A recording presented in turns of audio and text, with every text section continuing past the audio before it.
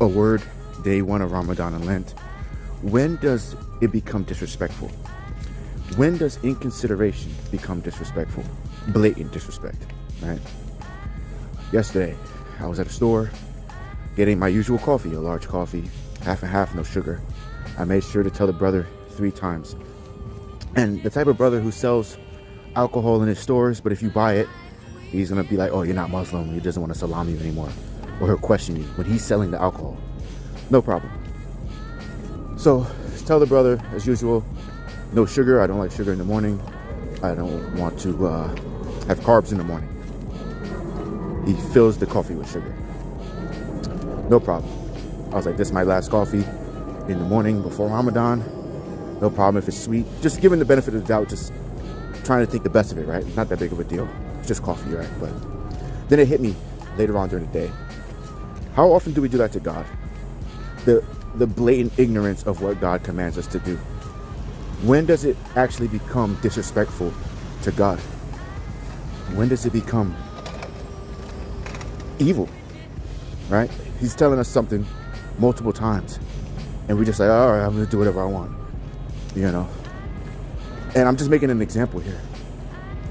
The macro, micro, just connecting as above, so below, right? Because it was frustrating to me as just a regular dude, you know what I'm saying? Just trying to get my coffee in the morning, something that I do all the time.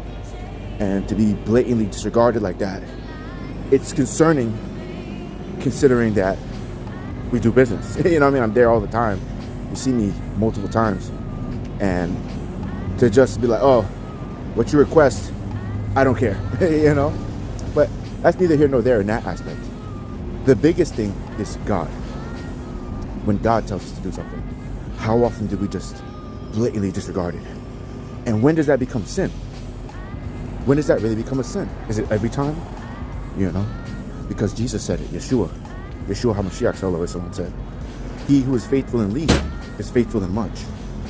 You know, if you're faithful in the smallest things, if you're mindful of the small things, you'll be able to gain greater. And I'm not trying to rag the brother, it's just a little tiny example. I know he probably was busy thinking about stuff, you know.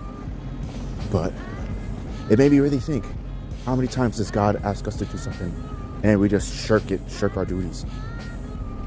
That has a consequence eventually. Peace. As I left, I said, thank God I don't have diabetes. That little bit of inconsideration could have really affected me. And that's when the thought really hit me.